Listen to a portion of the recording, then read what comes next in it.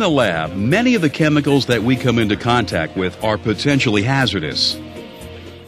Formaldehyde, a common laboratory substance, is no exception, but it is special. Health problems from mishandling formaldehyde can be extremely serious. So serious that the Occupational Safety and Health Administration, OSHA, has created a standard for working safely with materials that contain formaldehyde.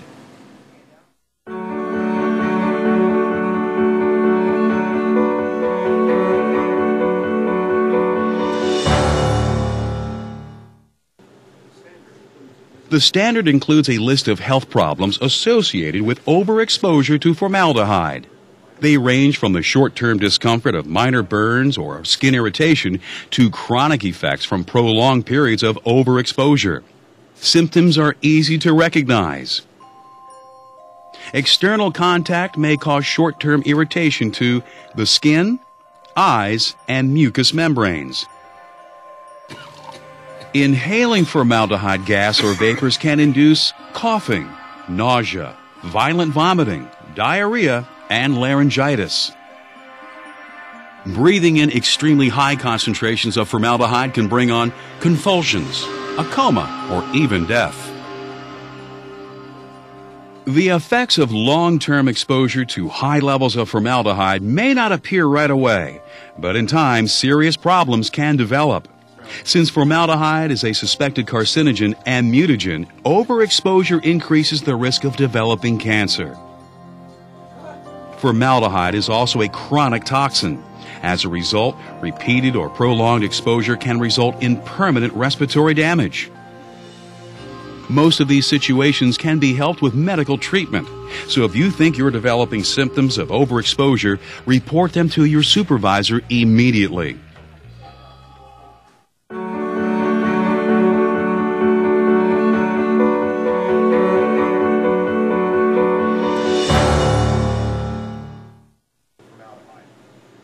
Now that we've looked at the health hazards that are associated with formaldehyde, let's take a look at how we can protect ourselves when we're working with it.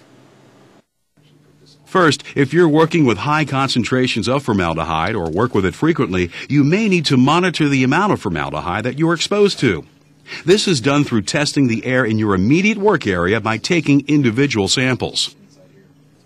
The test results are then compared to OSHA's permissible exposure limit for formaldehyde, which is expressed in parts per million. The current permissible exposure limit is 0.75 parts per million. This limit is calculated for an 8-hour time-weighted average of exposure. If the average level of formaldehyde in the air reaches or exceeds the PEL, you'll need to take special precautions until the levels are reduced. For some tasks, looking at an 8-hour average of exposure may mask the presence of temporarily high levels of formaldehyde. So to prevent overexposure in these situations, OSHA has established short-term exposure limits, or STELs. These limits are based on an exposure period of 15 minutes. OSHA's short-term exposure limit for formaldehyde exposure is no more than 2 parts per million. This may seem like a lot of numbers, but exposure limits have been set up for your protection. So make sure that you pay attention to them. If you have any questions, see your supervisor. The formaldehyde standard also contains a set of training requirements so that everyone who is using the substance knows how to work with it safely.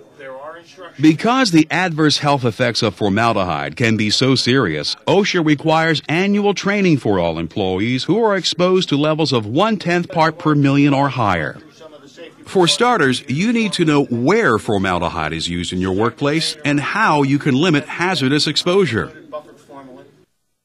Container labeling plays a major role in providing this type of information.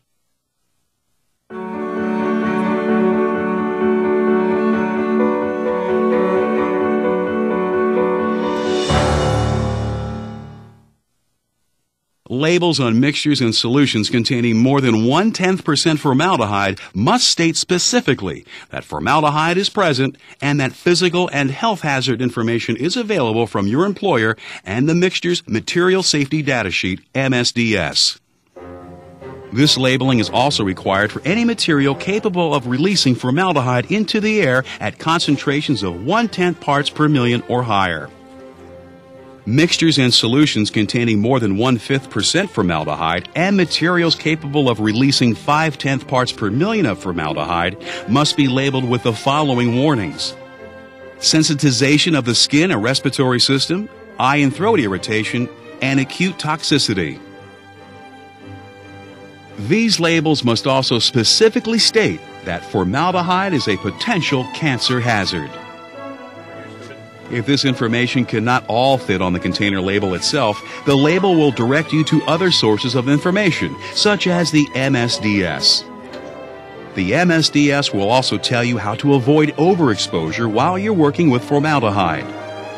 In the past, many facilities that used formaldehyde had to purchase it at 100%, then dilute it to the strength they needed. If you are involved in this type of blending process, you should be especially careful.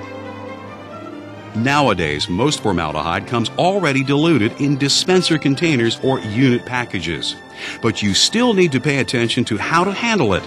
Even in a diluted form, formaldehyde can be hazardous.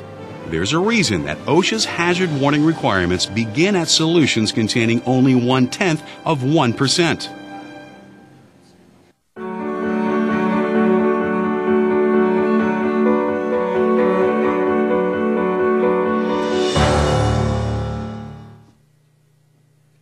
The most basic way of shielding yourself from hazardous levels of exposure to formaldehyde is through personal protective equipment.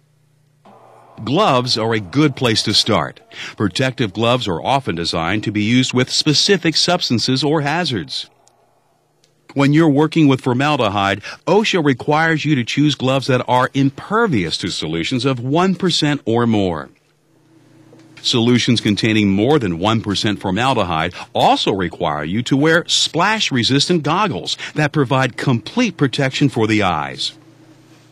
With some jobs, a face shield may also be required to protect your skin. But don't consider face shields as a substitute for goggles. Even with a face shield, goggles are required if there's any danger of formaldehyde reaching the eye area. Where formaldehyde gas is present, you may need to use an air purifying respirator to protect your nasal passages, throat, and lungs. You must undergo training and a fit test whenever you're issued a new respirator and at least once a year thereafter. When you receive your respirator, you'll also be given the appropriate filter cartridge for the level of formaldehyde in your work area. See your supervisor for information about your facility's respiratory protection program. It will discuss the proper selection, training, and fit testing of respirators, as well as how often the cartridges will need to be replaced.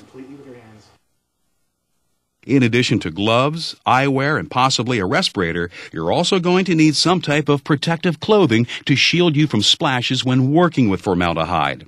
Lab coats are the most common, but they and any other clothing you wear must be impervious to water to fully protect you. If your protective clothing ever becomes contaminated, you should immediately dispose of it in your facility's authorized disposal area. Then, get a replacement before you start back to work. Another important part of working safely with formaldehyde is following proper work practices. The material safety data sheet is key. Be sure to follow all of the recommended handling and storage procedures for the formaldehyde material that you're using. It's also extremely important that you follow all of your lab's recommended procedures. They may require special protective measures, depending on the work you're doing. Remember, these practices and procedures have been set up for your benefit. Maintaining proper ventilation in your work area is one of the most important safe work practices of all. Be sure to use lab hoods and other ventilation devices to keep any formaldehyde that's in the air out of your breathing zone. Not all hoods and air evacuation devices operate the same way, so make sure you know how yours works.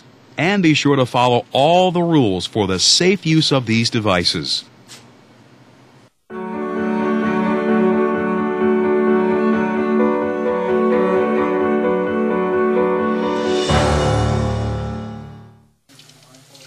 Even if you've taken all the recommended precautions, you still need to know what to do in case an accident with formaldehyde occurs. No matter how careful we are, things can go wrong. You need to be prepared so that you can minimize the effects of any mishaps. To help you with this, your facility has developed a specific plan for dealing with accidents in your work area. But there are some things that should be done anytime an incident involving formaldehyde occurs. In the event of a small spill, soak up the liquid with an absorbent material like vermiculite or a spill pillow. Place the waste into a properly labeled and sealed container for later disposal. Do not attempt to handle large spills of formaldehyde. Formaldehyde is toxic, and the fumes from even a dilute solution can overwhelm you. Alert other personnel in the area and vacate the laboratory immediately. Then call for assistance.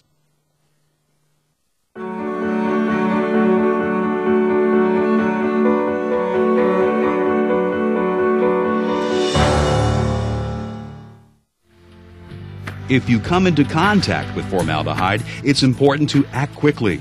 For skin contact, immediately remove any contaminated clothing. Wash the affected area with soap or mild detergent and large quantities of water for at least 15 to 20 minutes. If the area of contact is large, get to a safety shower. Remove all your clothing and stay under the water for at least 15 minutes. Be sure to get medical attention after any contact. If formaldehyde splashes into your eyes, water is again the first line of defense. Immediately go to your lab's eye wash station and wash the formaldehyde out of your eyes. Stay in the water for a minimum of 15 minutes. Hold your eyes open with your fingers to make sure the water covers the entire area. Then get medical attention as quickly as possible. If someone accidentally swallows formaldehyde, immediately provide them with drinking water. Keep the person warm and calm and get medical attention. In the event that someone inhales formaldehyde fumes, remove them from the exposure area and get them to fresh air. Then call for an ambulance. Keep the victim warm and calm until medical help arrives. You need to be careful when responding to any of these accident situations. Never enter an area that has a high concentration of formaldehyde. Wait for rescuers who have appropriate respiratory protection. Another way that the formaldehyde standard helps to ensure employee health and safety is through its medical surveillance plan. Under the plan, anyone who is adversely affected by exposure to formaldehyde must be given a temporary work assignment with reduced exposure to the chemical. After a reasonable amount of time has passed, the facility will then determine whether the affected employee should return to their old position, remain in the temporary job, or if other options need to be considered. If you have any questions about your facility's medical surveillance plan, see your supervisor.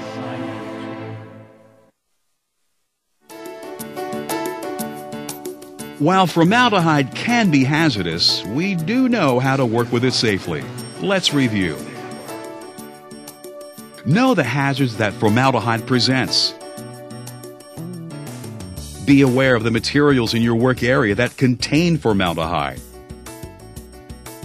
Know what you should do to protect yourself when you work with formaldehyde. And be prepared to act in case of a spill or other formaldehyde accident. Knowing the hazards that formaldehyde presents and complying with OSHA's formaldehyde standard when you use it will make working with formaldehyde easier and safer for everyone.